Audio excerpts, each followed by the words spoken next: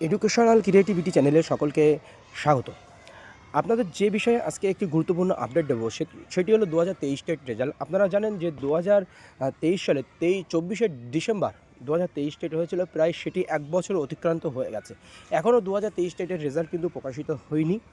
সেই নিয়ে শেষ পর্যন্ত ব্যাপক টানাপোড়েনের পর পশ্চাৎকে অনেক নোটিশ দেওয়া বা পশ্চাতের সঙ্গে দেখা করা, সমস্ত কিছু করার পরে এমনকি পশ্চাৎ সভাপতি সাংবাদিক কনফারেন্সে বলেছিল যে প্রশ্নভুল মামলার জন্য আমরা এই রেজাল্ট দিতে পারছি না, ইত্যাদি ইত্যাদি জানিয়েছিল। তো শেষ পর্যন্ত প্রার্থীরা কলকাতা হাইকোর্টের দ্বারস্থ হলো। সেই মামলার শুনানি ছিল আজই। সেই মামলার শুনানিতে কী হলো বিস্তারিত আমি আপডেট দেবো, এবং রিট কপিতে কী কী পয়েন্টের উপরে এই মামলাটি করা হয়েছে আমরা আপনাদেরকে জানাবো। কেউ 5-6 জন মানে 2023 টেটের ছেলেমেয়েরা মিলে এই মামলাটি করেছিল। এখন 23 টেট জেলা ঐক্যমঞ্চ বলা যেতেই পারে তাদেরকে, তারা এই মামলাটি করেছিল। তো সেখানে গুরুত্বপূর্ণ কথা উঠে এলো বা ওবিসির কথা উঠে এলো। যারা ওবিসি বাতিল হয়ে যাবে তার জন্য মানে রেজাল্টটি বার হচ্ছে না, বা ওবিসি বাতিল হয়ে গেলে তাদের কি হবে যদি এখন সার্টিফিকেট দিয়ে দিই ওবিসি পাসদের, এরকম কথা কিন্তু অনেকটাই এখানে উঠে এলো।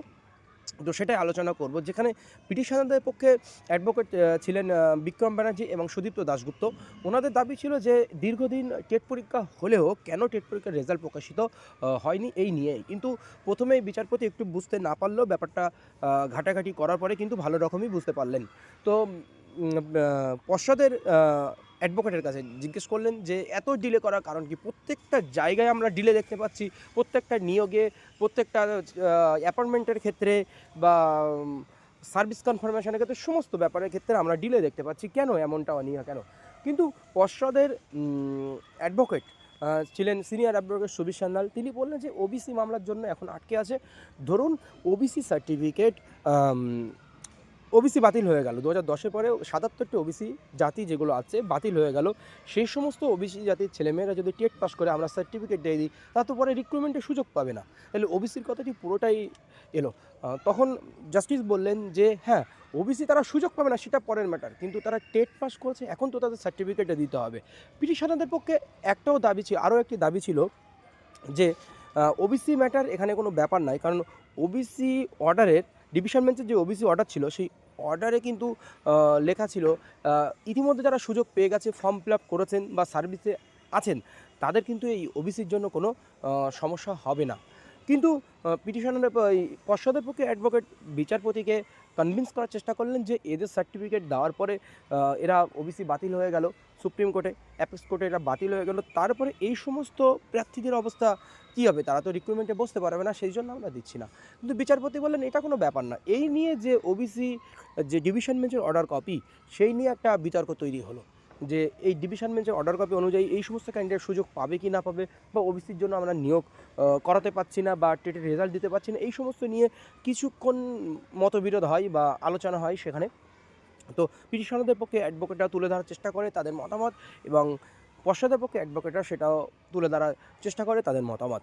শেষ পর্যন্ত সিদ্ধান্তে আসেন যে বিচারপতি 2 পক্ষকে 3 সপ্তাহের মধ্যে এফিডেভিট জমা দিতে হবে, বা 3 সপ্তাহ পরে এই মামলার শুনানি। তাহলে ফাইনালি রেজাল্ট কবে বেরোবে সেটা হচ্ছে ব্যাপার। পশ্চাৎ আরও একটি কথা বলেন, আমাদের রেজাল্ট প্রস্তুত আছে, আমরা যে কোনো মুহূর্তে রেজাল্ট দিতে পারি, কিন্তু ওবিসি মামলার জন্য আমাদের রেজাল্টটি কিন্তু আটকে আছে, এই কথা কিন্তু তুলে ধরলেন। এবার আপনাদেরকে আমি রিট কপিতে কি আছে সেটাই আপনাদেরকে আমি একটু দেখি। সিনপসিস অফ কেস কি আছে সিনপসিসে। The petitioner participated in the teacher eligibility test 2023 examination on separate question booklet series allotted to them to the fullest of their satisfaction.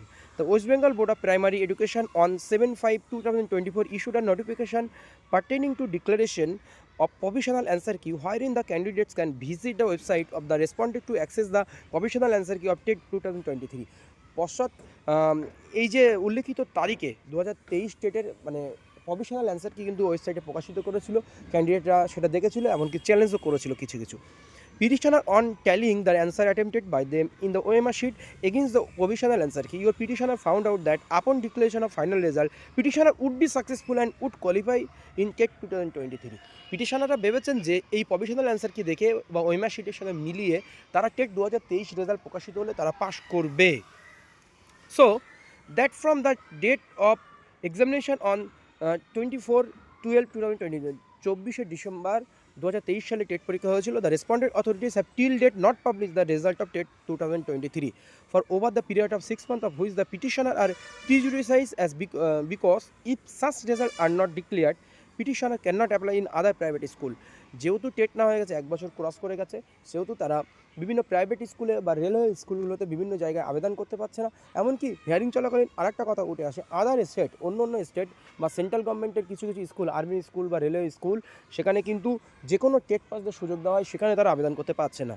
It is the duty of the examining body to complete an examination in a time bound manner, but hearing the board are delaying the process of declaring the result, and for such action your petitioner cannot be penalized and henceforth this instant writ petition, তার কারণেই কিন্তু এই writ পিটিশনটি করা হয়েছে। এই হলো 2023 TET result বেরোনো নিয়ে গুরুত্বপূর্ণ একটি আপডেট।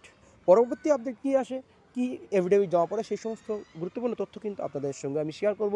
আমার চ্যানেল নতুন হলে অবশ্যই চ্যানেলটি সাবস্ক্রাইব করে বেল আইকনটি প্রেস করে পাশে থাকবেন, আর অবশ্যই নিউজটি ভালো লাগলে লাইক করতে ভুলবেন না।